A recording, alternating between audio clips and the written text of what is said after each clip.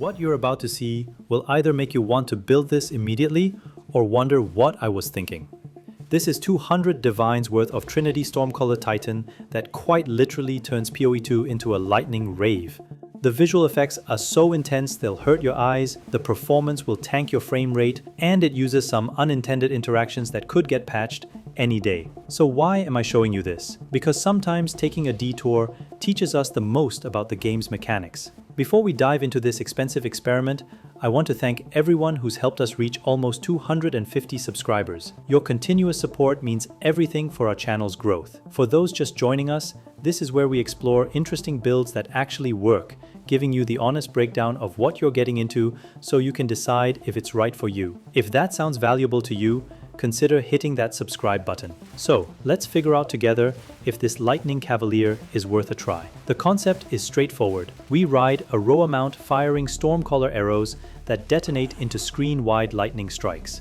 For single targets, we swap to the classic Lightning Arrow and Lightning Rod combo. We're using Titan because his Ascendancy skill, 50% increased effectiveness to small passive nodes, helps us achieve massive area of effect and duration reduction that makes our lightning strikes happen faster. But let's address the elephant in the room. Titan starts at the bottom left of the passive tree, far from bow nodes and crit scaling. We can't reach high projectile damage, attack speed, or those crit multipliers that other classes get easily. We're also stuck with life and armor as our main defense, which frankly has long been underpowered. So how do we make this work? Instead of chasing crit damage we can't reach, we are stacking 4 multiplicative scaling sources that Titan actually has access to. Trinity for up to 63% more damage through balanced resonance. Shock scaling to 265% increased magnitude for 73% shock on bosses. Permanent rage stacks giving us 81% more damage, and heavy stun scaling for 50% more damage against stunned enemies. It won't have the same ceiling as a crit build, but it's one of the few ways to make Titan competitive with bow skills. Now here's where things get expensive. To make these scaling mechanisms work, we need some very specific gear choices. Let me walk you through the reasoning behind each piece. The coming Calamity armor is our foundation. It gives us free Herald skills with no spirit cost and nullifies all elemental resistance for enemies in our presence, removing resistance entirely from their damage mitigation. This means we don't need to build penetration since there's no resistance left to penetrate. But our damage is calculated as though enemies have 0% resistance. Its plus 30 to 40% elemental resistance modifier is also a relief to our defense burden. The armor also has a bug interaction with other gear that allows us to use the same support gem twice on certain skills, which I'll explain shortly. For the helmet, I chose Alpha's Howl over the more popular Deepest Tower low-life route. While Deepest Tower provides up to 540% increased damage and lucky damage rolls, it only works within a 2-meter presence radius by default, as it slash our presence in half. You'd need to invest 7 passive nodes just to make the presence range acceptable for mapping, plus at least another 9 nodes to make the damage decent. With our limited passive nodes, that's too restrictive. Alpha's Howl doubles our presence radius to nearly full screen coverage, making Coming Calamity's resistance nullification actually viable for mapping. I got mine corrupted with 120 spirit, which helps immensely with fitting more buff skills. On its rune socket, I put in a +4 to maximum rage rune. Speaking of rage, Death Articulated Gloves are what make our rage setup functional. Every rage stack provides 1% more damage, but normally the stacks decay quickly if you're not gaining rage within the past 2 seconds. These gloves prevent rage from its inherent loss and generate 5 rage per second until we reach maximum stacks, keeping them there permanently during combat. Combined with the rage rune on our helmet and some passive nodes, we maintain 51 total rage stacks, giving us 51% more damage before Berserk buff. However, the gloves also make us lose 5% of maximum life per second, which we counter with our buff setup. For boots, I picked ones with decent movement speed, maximum life, strength, and resistances. This is the only gear slot where we can find most of our defensive stats, so finding good ones is crucial. For survivability, we're using Headhunter Belt and the bear version, Rite of Passage Charm. After killing rares, Headhunter grants us strong buffs for 60 seconds post-patch, including area of effect, attack speed, and additional arrows. The Bear Charm grants us almost 20 seconds of 20% increased maximum life, 20% reduced damage taken, and 60% increased stun buildup. Since we're constantly killing rares, these buffs have excellent uptime. Now for the elephant in the room, the bow. A decent bow will cost a huge fortune, and this build is no different. I bought a base with the 2 additional arrows mod fractured for 20 divines, then spent about 70 divine worth of omens to reach its current state. It's far from ideal, but I can't afford further gambling. The most important stat is bow attacks fire additional arrows, and a Gemini bow is a must. The number of arrows directly affects damage output and coverage, since Stormcaller arrows lightning strike happens on every single arrow you fire. Currently, I fire 4 arrows at once, which means 4 lightning strikes simultaneously. We'll also need high flat damage and increased elemental damage with attacks. Plus levels to all projectile skills are preferred, and gain mana on kill is a great bonus. We need at least 1 source each of life and mana gained on kill on either weapons or rings. For quivers, I use weapon set 1 for mapping and set 2 for bossing. Since I'm too broke to afford 2 decent bows, I manually swap before pinnacle boss fights. The mapping quiver has 2 flat damage mods, projectile speed, plus 2 levels to all projectile skills and dexterity. We don't need the crit bonus one. The bossing quiver is a blunt quiver with reduced enemy stun threshold for our heavy stun scaling, with similar stats plus attack speed for quality of life. Both rings need 2 flat damage mods plus life or mana. Mana isn't useless for the build, as we have 3 runes on the armor that make 30% of damage taken from mana before life, then just resistances and attributes. Both rings also have life regeneration to help offset the glove's life loss. Here's a crucial point about flat damage distribution. Since I had to work with this specific bow, I chose to make the flat damage from my bow, quiver, and rings follow a specific ratio across fire, cold, and lightning elements. My distribution has fire being dominant at about half my total elemental flat damage, while cold and lightning are each roughly equal at about a quarter each. Think of it as fire being twice as strong as either cold or lightning individually. The reason I made fire dominant is that cold and lightning have easy ways to gain extra damage through support gems, while fire damage is much more difficult to add later. Getting this gear-based foundation right offers an excellent starting point for Trinity balancing, which I then perfect using support gems and herald interaction. The amulet requires exactly 50 spirit to make our buff setup work, then prioritize life and resistance stats. For the anointment, I picked Strong Chin, which is the secret source of this build. Since we're riding a Rhoa mount, getting knocked off is devastating. By now you probably know that some energy shield based builds can allocate Chaos Inoculation plus the note next to it, then be able to glue themselves to the Rhoa mount and hardly ever fall off. They also won't be frozen in most scenarios, except when opening strong boxes with freezing mods. But since we're a life based build, we can't benefit from that. Worry not, as we have the great alternative, the Strong Chin node. Reading the description it says, gain stun threshold equal to the lowest of evasion and armor on your helmet. But in practice, this node provides way more than it says. The evasion or armor on your helmet doesn't even matter. It makes heavy stun build up against you significantly slower while you're on a Rhoa mount, better than any other method I've tested. And it only costs 1 node investment. It's even functional when wearing a pure energy shield helmet, which is definitely unintended. So I anointed it. I'd recommend this to anyone playing a life-based build that needs Rhoa mount. Now this is where it gets a bit complicated. Let me briefly explain how Trinity works, because understanding this mechanic is the key to making this build reach its full potential. Trinity gives you more damage based on how balanced your elemental resonance are. Think of it like 3 jars: fire, cold, and lightning. When attack enemies with hit, you fill up the jar for whichever element did the most damage in that hit, but the other 2 jars lose some points. For example, with a level 23 Trinity skill gem, if you land a hit where lightning damage is the highest among the 3 elements, you fill up 14 points in the lightning jar, but lose 3 points from both the fire and cold jars. Each jar can hold up to 100 points maximum. The key insight is this: Trinity rewards balance, not dominance. If you only deal fire damage, you'll only fill the fire jar and get minimal benefit. But if you can consistently deal all 3 elements as your highest damage in different hits, you'll keep all 3 jars reasonably full. Here's what matters for damage. Under 30 points in a jar gives nothing.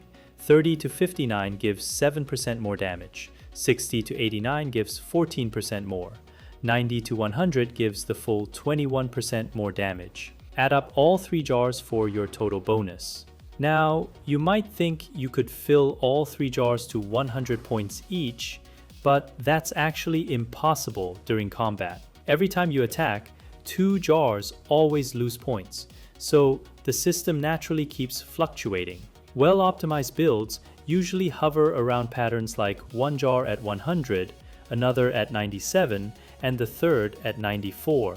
The magic number is getting all 3 jars to 90 plus points each. That's when you get the maximum 63% more damage total.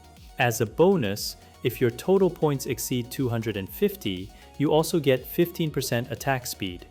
This is exactly what our build can accomplish, but reaching the balance requires some specific steps. There are several approaches to achieve Trinity optimization. You could build primarily one element and balance through triggered skills and gained extra damage, or balance directly through flat damage on your gear. Since our damage method doesn't rely on a single skill, and we use a chain interaction between Stormcaller Arrow, Herald of Thunder, and Herald of Ice, I had to go through the process of balancing multiple variables with skill interactions.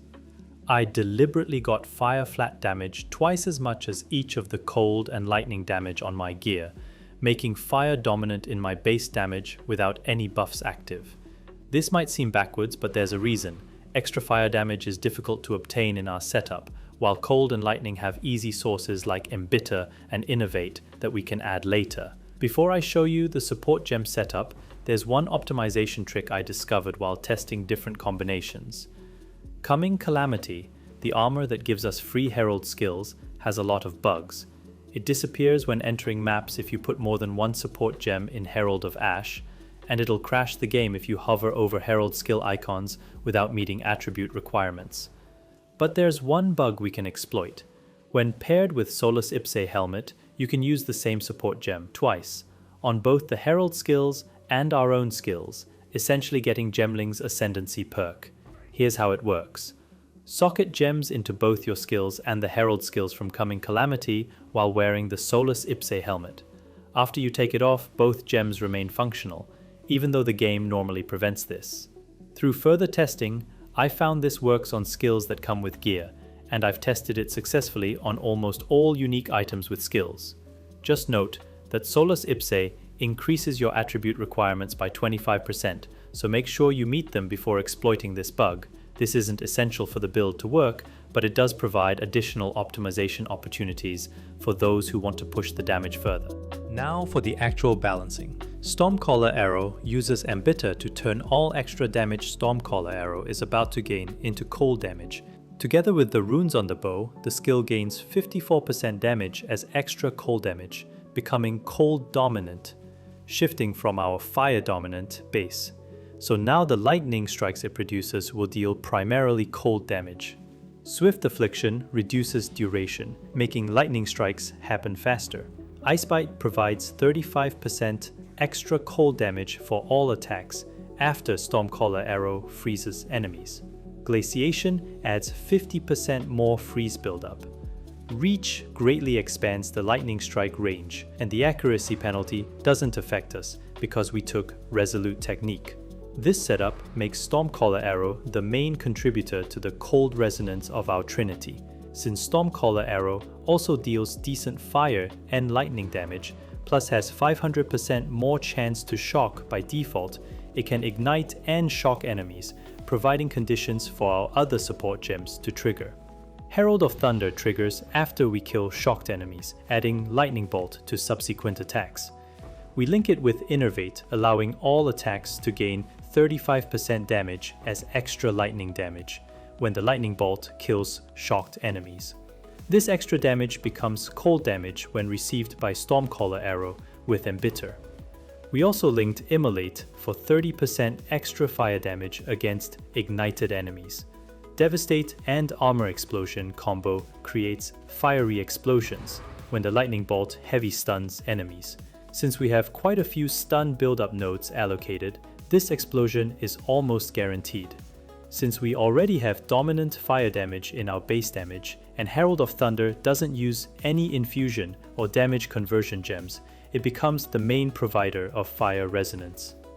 Herald of Ice triggers when frozen enemies are killed and shattered. We use Lightning Infusion plus Primal Armament and Elemental Focus to further enhance damage. This makes Herald of Ice lightning dominant when it deals damage. We also use Reach a second time with the Solace Ips bug for greater area coverage. Herald of Ice serves as the main provider of lightning resonance.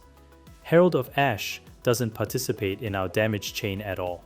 Its overkill damage isn't actually fire damage, despite the animations, and its ignite isn't a real ailment. We use Swift Affliction a second time here, just for slight DPS increase. As mentioned earlier, never put more than one support gem in Herald of Ash, or your armor will disappear. This damage chain creates stable Trinity accumulation during mapping, with each of the 3 skills contributing to different resonance types respectively. What we're pursuing isn't achieving perfect balance among the 3 types of elemental damage, as that would be very difficult. We only need the corresponding skills to consistently deal their respective elemental damage types in combat, and for that damage to consistently be the highest in each instance, so we can accumulate balanced resonance. This achieves above 270 total resonance on average, with good monster density, giving us the maximum 63% more damage and 15% attack speed. While there are damage fluctuations from certain Headhunter buffs, or due to lack of monsters, it's not a big deal. We're still guaranteed to get at least 42% more damage. Now that we understand how our mapping setup works, let's talk about how we adapt this for single target encounters. For bossing, our current gear setup only guarantees to fill up the fire and lightning resonance in Trinity, giving us 42% more elemental damage, though this is plenty sufficient. We use the Lightning Arrow, Lightning Rod, and Tornado Shot combination against bosses. On Lightning Rod, we link Primal Armament, Elemental Focus, and our second Immolate. We also add Close Combat and Execute for additional damage. Tornado Shot uses Concentrated Effect, Overabundance, Persistence, and Blind. I also linked Discombobulate to increase daze buildup against bosses, making them easier to heavy stun. For Lightning Arrow, I linked Overcharge and Commiserate. Combined with other sources, this gives us 265% increased shock magnitude total, letting us apply a 73% shock debuff to bosses. For buff skills, Berserk provides 60% increased effect of Rage, and we've linked it with Vitality. Since our gloves maintain permanent 51 Rage stacks, Berserk boosts this to 82% more damage from Rage. However, the combined 10.4% maximum life loss per second from both Gloves and Berserk can't be ignored. We only have 100 life regeneration through passives, equipment, and vitality, which isn't enough to offset this life loss. That's why we used Time of Need. Combined with Fast Forward and our duration reduction passives, it provides 741 life recovery and ailment removal every 4.1 seconds. Countering most of the life loss from Rage. Overwhelming Presence, combined with 13% increased aura magnitude from the passive tree, reduces both elemental ailment and stun thresholds by 34% for enemies in our presence. This makes it easier to shock, freeze, ignite, and heavy stun them. All 3 buff skills should be level 21. Trinity needs to be at least level 20 and linked with Fire, Cold, and Lightning Mastery to reach level 23 for the 7% more damage per 30 resonance effect. Finally, Rhoa mount uses Loyalty, which makes the mount tank 10% of damage we take, slightly boosting our survivability. Let's walk through the passive tree step by step. For Ascendancy, we take Hulking Form for 50% increased effect of small passive nodes. This is the core reason we chose Titan. For mapping, we use Mysterious Lineage for 15% more maximum life to help survivability. We respec to surprising strength for 50% more damage against heavy stunned enemies before fighting pinnacle bosses. Our character is at level 95 and attribute requirements are tight. We need at least 205 strength, 212 dexterity, and 97 intelligence, so travel nodes are spread across all 3 attributes. Starting from our position, we grab Relentless first, then head up to take Near at Hand for weapon set 1. Remember, weapon set 1 is for mapping and set 2 for bossing. These nodes greatly reduce skill effect duration, making Stormcaller Arrow detonate faster and time of need heal more frequently. Next, we take Enveloping Presence for weapon set 1, expanding our presence coverage and getting 13% increased aura magnitude for overwhelming presence. Following that path, we grab Sigil of Lightning and Sigil of Fire for weapon set 2, which provide conditional damage increases. Down here we take Impact Area and Impact Force for weapon set 1 to boost our area of effect and AoE damage. Then we travel all the way left to grab Primal Growth for even more AoE. The jewel socket nearby holds a From Nothing diamond for Whispers of Doom, letting us allocate Power Conduction for weapon set 2 and Lightning Quick for the main tree. These provide increased shock magnitude and attack speed for lightning skills. Back to the main branch, we take Singular Purpose for weapon set 2, giving increased damage and stun buildup. We grab Beef for the main tree, then allocate Resolute Technique to ensure 100% chance to hit. Since we're not building around critical hits, the downside doesn't matter. Moving down, we take Crushing Verdict on the main branch and Lasting Trauma on weapon set 2 for more shock magnitude. The jewel socket here holds a Megalomaniac diamond with 3 allocated nodes. Conservative casting reduces mana costs. Unbound Force increases shock magnitude, and Perfect Opportunity makes our damage lucky against heavy stunned enemies. This is perfect for lightning damage with its wide min to max range. Other good options for Megalomaniac include Forthcoming, Breaking Point, and Heavy Ammunition.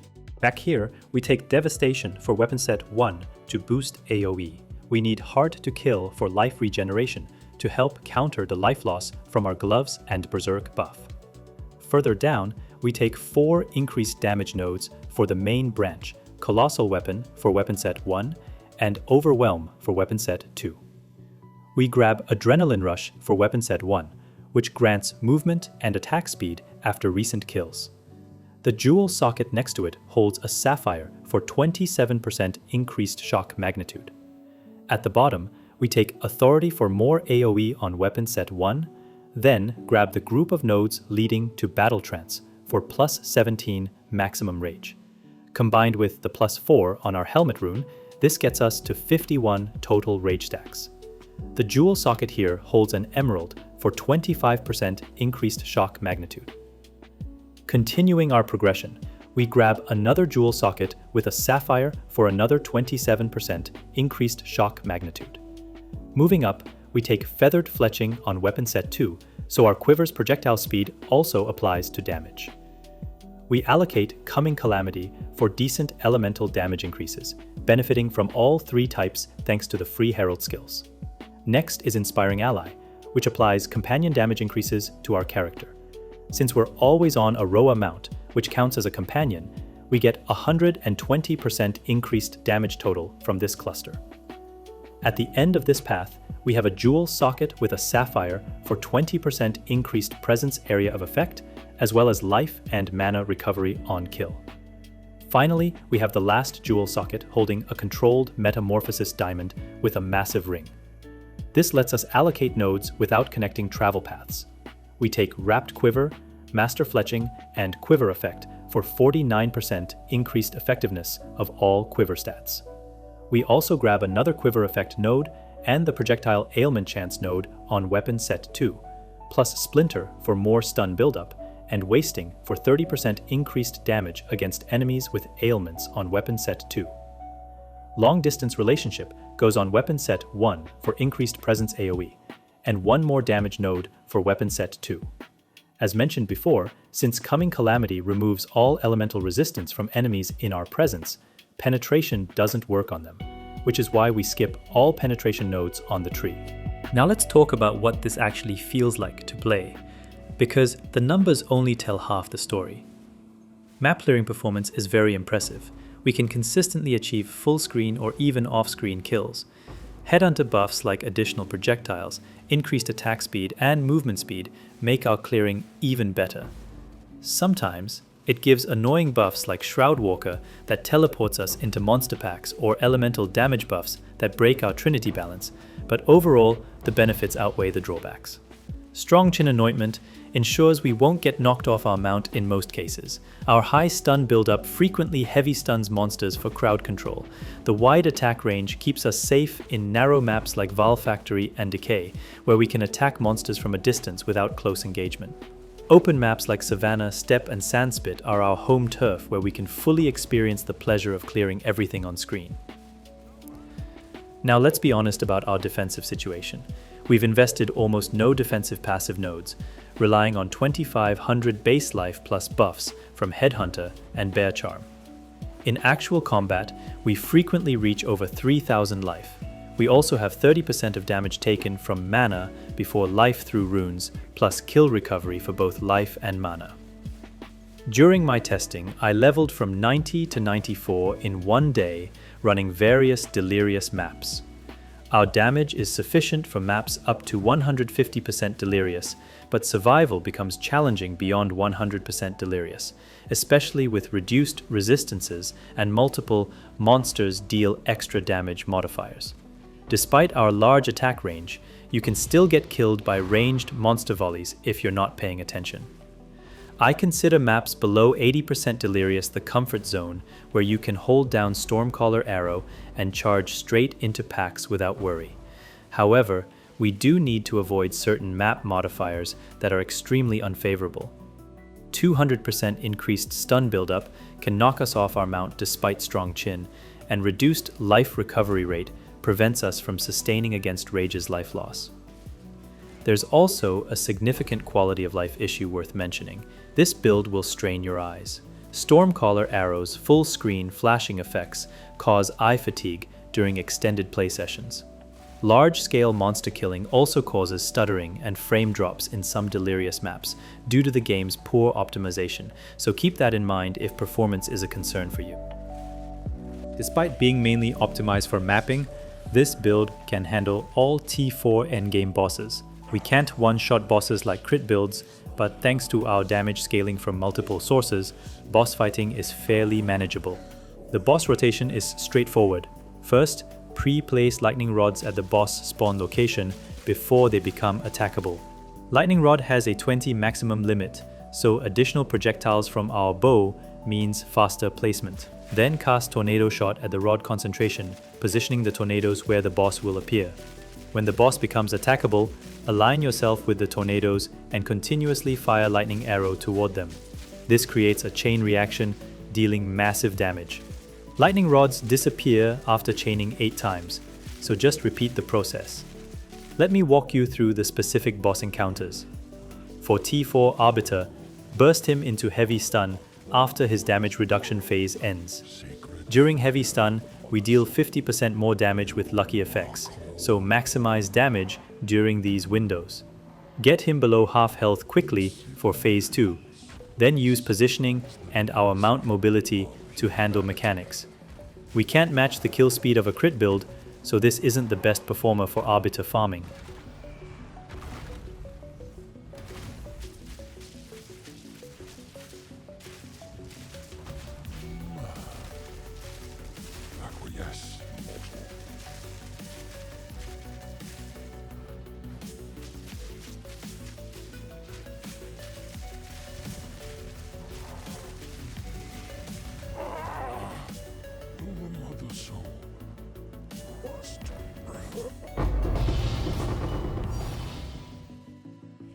T4 Zesh is simple, like fighting a practice dummy. Pre-place rods and tornadoes, then start shooting. Here's a useful tip. If he starts channeling below 75% health, heavy stunning him during the channel prevents phase 2, so no annoying hands appear.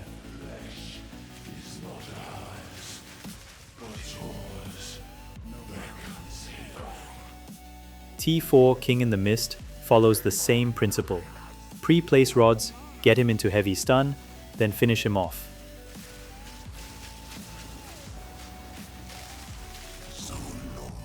T4 Simulacrum is even simpler and actually plays to our strengths. Just run around shooting Stormcaller arrow like in normal mapping.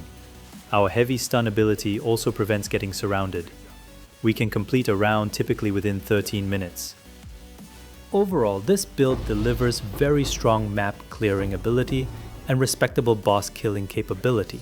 While it's not the most versatile option available, we successfully completed all endgame content without building around critical hits, utilizing various mechanics, including some unintended ones, to make Titan competitive with bow skills.